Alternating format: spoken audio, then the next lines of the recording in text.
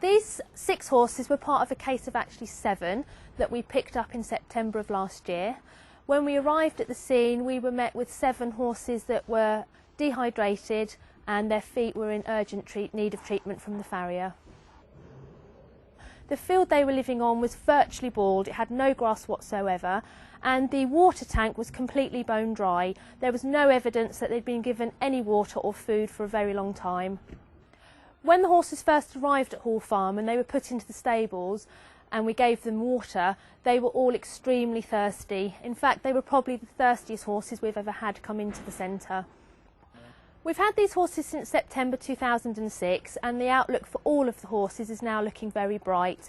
They've come on in leaps and bounds. They did require a lot of remedial shoeing work from our farrier. They also required a lot of urgent treatment from our vet. We needed to worm them and delouse them, but with a lot of steady work on a daily basis, they're now improving.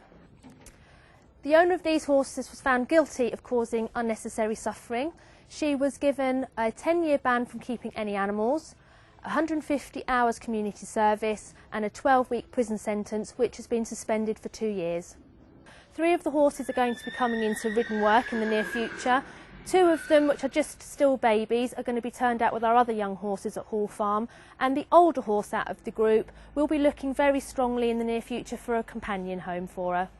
When we rehome our horses as non-ridden companions, the type of home we're looking for is a home where the horses won't be expected to be ridden or driven or really worked in any way. Very often people take horses like that on loan to keep their already ridden or driven horses companion in the field. If anyone is interested in taking one of our horses on loan, they can contact us via the website at www.ilph.org.